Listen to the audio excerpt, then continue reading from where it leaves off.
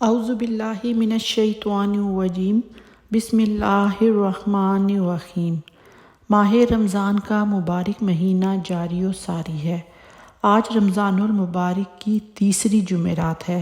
آج میں آپ کے ساتھ رمضان المبارک کی تیسری جمعرات کا بہت ہی طاقتور عمل شیئر کروں گی۔ اس عمل کو، اس وظیفے کو آپ نے نماز عصر کے بعد پڑھنا ہے۔ چاہے تو آپ اس کو افطاری سے تھوڑی دیر پہلے بھی کر سکتے ہیں، یہ آپ کی اپنی مرضی ہے۔ جو وقت آپ کو مناسب لگے اس وقت آپ یہ عمل، یہ وظیفہ کر سکتے ہیں۔ رمضان المبارک کی فضیلت میں بارہا بہت سی ویڈیوز میں بیان کر چکی ہوں کہ یہ اللہ کا مہمان مہینہ ہے، ایسا برکت والا مہینہ ہے جس میں اللہ رب العزت ہر نیکی کا اجر بڑھا دیتا ہے۔ ہر نیکی کا اجر اللہ تعالیٰ 70 گنا بڑھا دیتا ہے۔ نوافل کا ثواب سنتوں کے برابر کر دیتا ہے، سنتوں کا ثواب فرائض کے برابر کر دیتا ہے، اور فرائض کا ثواب 70 گنا بڑھا دیا جاتا ہے۔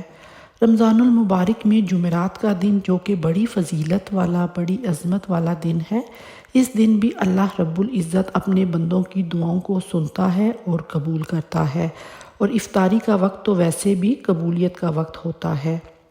آج میں آپ کے ساتھ جو عمل، جو وظیفہ شیئر کروں گی، اس کو آپ نے جمعرات کو نماز عصر کے بعد سے لے کر افطاری سے پہلے کسی بھی وقت پڑھ لینا ہے۔ وظیفے کو پڑھنے کا طریقہ اچھی طرح سن لیں اور سمجھ لیں کہ اس وظیفے کو، اس عمل کو آپ نے کرنا کیسے ہے۔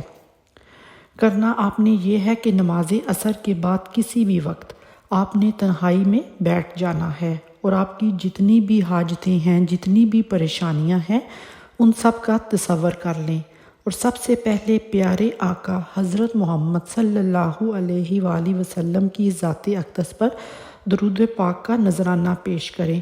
درود پاک 1 مرتبہ پڑھیں، 3 مرتبہ پڑھیں یا 5 مرتبہ پڑھیں، یہ آپ کی اپنی مرضی ہے۔ کوشش کریں کہ درود ابراہیمی پڑھیں، کیونکہ درود ابراہیمی سے وظیفے کی طاقت اور بڑھ جاتی ہے۔ پھر اللہ رب العزت کے 3 نام ہیں، ان 3 ناموں کی ایک تسبیح پڑھنی ہے۔ ان 3 ناموں میں سے ایک اللہ تعالیٰ کا ذاتی نام ہے، اور 2 اللہ رب العزت کے صفاتی نام ہیں۔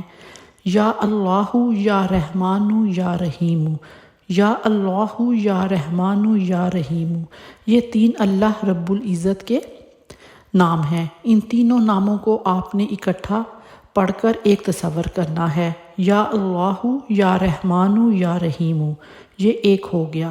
یا اللہ یا رحمان یا رحیم، یہ 2 ہو گئے۔ اس طریقے سے آپ نے اللہ رب العزت کے 3 ناموں کو 100 مرتبہ پڑھنا ہے، یعنی کہ ایک تسبیح آپ نے اللہ رب العزت کے ان 3 ناموں کی پڑھنی ہے۔ آخر میں پھر پیارے آقا حضرت محمد صلی اللہ علیہ وآلہ وسلم کی ذات اقدس پر درود پاک کا نذرانہ پیش کرنا ہے، اور پھر اپنے ہاتھوں کو اللہ رب العزت کی بارگاہ میں اٹھا لینا ہے، اور بڑی عاجزی کے ساتھ، بڑی انکساری کے ساتھ آپ نے اللہ رب العزت کی بارگاہ میں دعا مانگنی ہے۔ آپ کا جو بھی مقصد ہو، جو بھی حاجت ہو، اس کے لیے خصوصی دعا مانگیں، تو انشاءاللہ اللہ آپ کی دعا 7 آسمانوں کو چیرتی ہوئی عرش پر جا پہنچے گی، اور اللہ رب العزت اپنی بارگاہ میں آپ کی دعا کو ضرور قبول و منظور فرمائے گا۔ یہ عمل خود بھی کریں اور صدقہ جاریہ سمجھ کر دوسروں کے ساتھ بھی لازمی شیئر کریں۔ جزاک اللہ۔